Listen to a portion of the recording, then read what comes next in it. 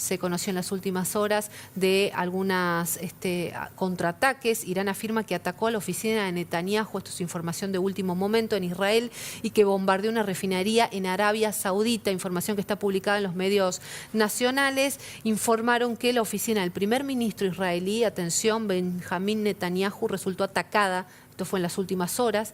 No hay confirmación oficial por parte de las autoridades israelíes. Esto dice el gobierno de Irán, ¿no? Y se confirma el bombardeo de una refinería de la mayor petrolera en Arabia Saudita. Los trabajadores de Ras Tanura de Saudi Aramco tuvieron que evacuar la zona. Información también que circula en el plano internacional. Y bueno, algunos datos, ¿no?, que se van sumando. Vamos a tratar de entender qué es lo que está ocurriendo y cuál es el análisis que hacen los especialistas en relación a esto, con Ornella Favani, doctora en Relaciones Internacionales y especialista casualmente en Medio Oriente. Ornella, bienvenida, buen día, ¿cómo te va? Hola, buenos días, Carolina. ¿Cómo estás? Bueno, ayúdanos a entender justamente esto que está ocurriendo, de acuerdo a las últimas noticias que vamos contando. ¿Cómo definirías el escenario actual, ¿no?, después de este fin de semana con esta escalada de violencia? Complejo, sumamente complejo, sobre todo porque lejos de parecer que esto está pronto a llegar a un fin, día a día, y te diría hora a hora, la situación se torna más preocupante, ¿verdad? Sí. Me gustaría que vayamos de atrás para adelante y tratar de comprender el paso a paso, ¿no?, con estas negociaciones que arrancaron y que efectivamente, como estamos viendo, no han llegado a buen puerto y se avanza hacia el plano bélico, ¿no? ¿A dónde crees vos que estuvo el quiebre de esta negociación? En realidad yo creo que deberíamos arrancar antes, porque no nos olvidemos que desde finales del mes de diciembre de 2025 Irán atravesó una ola de protestas, de manifestaciones, Sí, y sí. ya en ese marco el presidente norteamericano Donald Trump advirtió que si no se ponía coto a esas protestas, que sabemos que dejaron un importante número de muertos a partir de la represión que llevó adelante el régimen, los Estados Unidos estaban dispuestos a intervenir.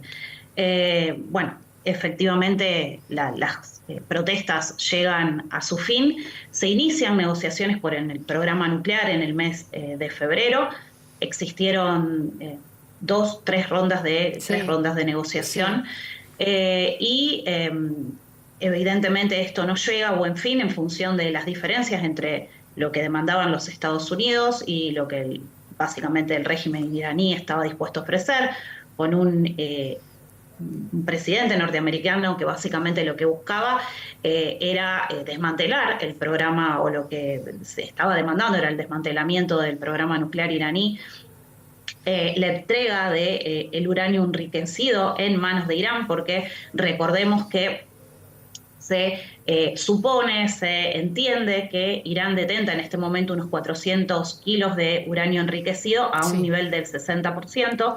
Para acceder a la bomba se tendría que llegar a un 90% ese nivel de enriquecimiento, pero quienes se especializan en estos temas lo que plantean es que dar el salto entre el 60 y el 90 no sería tan complejo, y que con este material se podría acceder a 10 bombas.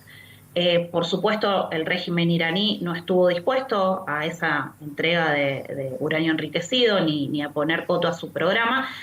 Se había hablado la semana pasada, el día viernes, las negociaciones fueron el jueves, si no me equivoco. El viernes el mediador omaní, o sea, Omán es un actor que venía mediando en las negociaciones, o sea, el portavoz del gobierno de Omán había señalado que se habían hecho avances positivos, y el sábado por la mañana nos encontramos con los ataques conjuntos, que esto es otro elemento importante a mencionar, entre Estados Unidos e Israel contra el régimen iraní. Entonces, yo creo que hay una sumatoria de cuestiones en el marco de una animosidad entre estos actores que es histórica. Recordemos que el Sí. quiebre, si nos remontamos mucho más en el tiempo, se da a partir del advenimiento de la República Islámica de Irán. Recordemos por esa fecha también lo que fue la toma de la embajada de los Estados Unidos en Irán, un régimen o un país que previamente había sido aliado de los Estados Sí, Unidos, también hay que sí. decir eso. Ujú. Pero bueno, años de disputa, y también en el caso de Israel aún más,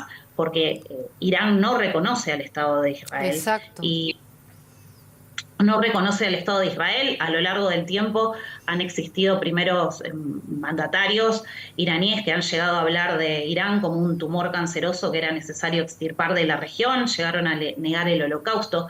Todo esto nos habla de, bueno, básicamente lo que yo decía, la animosidad que existe entre tanto Israel e Irán como los Estados Unidos e Irán, y bueno, esta situación que viene a eclosionar en estos días y que lejos, en relación a lo que vos me preguntabas inicialmente, Trump había brindado declaraciones, creo que fueron en el día de ayer o el sábado de la noche, Sí. A Axios, en las cuales él decía que la guerra iba a durar lo que Irán quisiera que durase, que podían ser días o podía ser más tiempo. Ayer se hizo como una especie de pronóstico también el propio presidente de 4 semanas, pero lo que vemos en este momento es que la situación no deja de escalar, porque además el número de países que se están viendo afectados de forma directa no deja de crecer. Claro. Recordemos que atacó las monarquías árabes, llegó a atacar una base británica en Chipre, también Jordania estuvo bajo ataque. El propio Oman,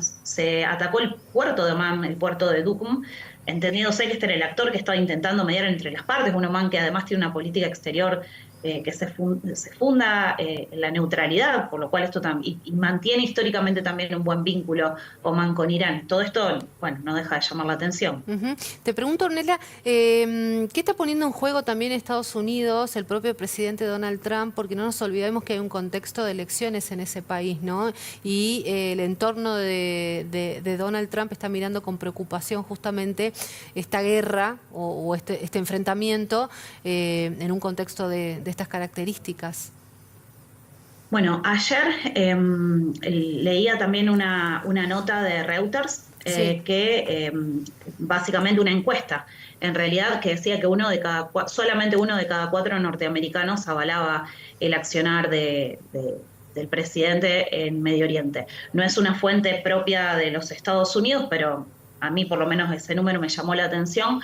Lo que yo creo es que el apoyo, ¿no?, que tenga en estas acciones va a depender de cuánto se extienda también esta guerra en el tiempo y también de las consecuencias que comience a sufrir los Estados Unidos, los propios norteamericanos. Ya en el día de ayer Trump brindó declaraciones porque Estados Unidos afrontó ya sus primeras bajas en terreno, pero teniendo en consideración sobre todo lo que fueron las experiencias de Afganistán, en el cual, bueno, un escenario del cual a los Estados Unidos les costó muchísimos años poder salir de Exacto. Afganistán, el escenario propio iraquí, con todo lo que eso implicó, digo, porque en el caso de Irak no solamente estamos hablando de un conflicto que suscitó bajas, sino también del escenario interno en el cual quedó ese país, digo, un Irak devastado, fragmentado, con enfrentamientos entre árabes y kurdos, entre sunitas y chiitas, que después eso suscitó, ese vacío de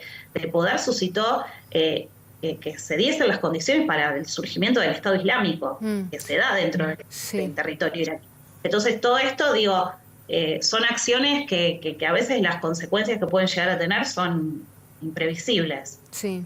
Mientras tanto, ¿cómo estás viendo la reacción de la comunidad internacional en general, bueno, países aliados y no, a estos ataques? Bueno, en el caso, bueno, en lo que fueron las primeras reacciones, el caso de Rusia, Rusia habló de que esta era una guerra que estaba siendo provocada y llamó a que se respete la independencia y la integridad territorial de Irán. China habló de una ofensiva descarada, pero tanto como hay actores que bueno, básicamente se manifiestan en contrario, sobre todo porque entienden que también esto va en contra del derecho internacional. No nos olvidemos de que se fundamentan estos ataques como ataques preventivos. Pero por el otro lado, como bien decía, también hay otros actores de la comunidad internacional que comienzan a dar respaldo. En el día de ayer hubo una reunión entre Francia, Gran Bretaña y Alemania que podrían estar dispuestos a respaldar el accionar de Estados Unidos en Medio Oriente. Sobre todo estos países lo que plantearon es que estaban dispuestos a participar en la defensa de sus aliados, pensando inicialmente en los actores del Golfo, por supuesto. Entonces, bueno, dentro de la región, también en América Latina, la propia Argentina, a través de un comunicado de prensa de la Cancillería, se han mencionado que se valora y que se apoyan las acciones conjuntas de Estados Unidos e Israel, Sí. y esto ha implicado, se ha tenido como correlato que nuestro país incremente el nivel de alerta y refuerce la seguridad en las fronteras. También hay que tener en cuenta que la Argentina ya Sí, ataque. sufrió las Sí, consecuencias del involucramiento en sí. las problemáticas de Medio Oriente, allá por la década del 90. Así que bueno, digo, hay posiciones contrarias en relación, o divergentes más que contrarias en relación a este conflicto, ¿no? Vos arrancabas justamente la entrevista mencionando este escenario como un escenario muy complejo, ¿no? Te preguntaba sobre, bueno, el nivel de involucramiento de la comunidad internacional, los países aliados o no a estos conflictos, y por ahí, ¿no? Se suele leer algunos, no quiero decir especialistas, pero sí analistas o algunas voces que mencionan el inicio de lo que podría llegar a ser. A mí realmente hasta pánico me da decir, ¿no? Una tercera guerra mundial, pero te quiero preguntar sobre ciertas teorías que se mencionan en relación a esto. ¿Es muy descabellado? ¿No? ¿Qué estás viendo vos en este escenario? ¿Qué es lo que hay que tener en cuenta? ¿Cómo mirar el conflicto y seguirlo para quienes quizá no tienen, ¿no? Un trasfondo profundo en el conocimiento de esta situación? No, yo creo que es muy precipitado y hablar de una tercera guerra mundial y que además implicaría eh, también ver cuál es el involucramiento de China, de Rusia y que no Claro, claro. entiendo que son actores que claramente no tienen interés en involucrarse en este conflicto. Lo que sí podría llegar a acontecer es que se termine conformando. Digo, estamos hablando todo dentro de los supuestos y casos Claro, no, no. hipotéticos, Sí, sí, sí, te entiendo. pero sí, pero veo, sí, más factible tal vez la posibilidad de la conformación de algún tipo de coalición o que un conjunto de países aúnen sus fuerzas en contra de Irán, no de una guerra a escala global. Perfecto. Bueno, Ornella, te agradezco mucho, ¿eh? Vamos a seguramente estar en contacto más adelante. Un abrazo. Un placer charlar con vos. Gracias a ustedes por la comunicación. Adiós, ¿eh? Ahí estamos hablando con Orlena Favani, que es especialista justamente en política internacional y concretamente en Medio Oriente. Y seguimos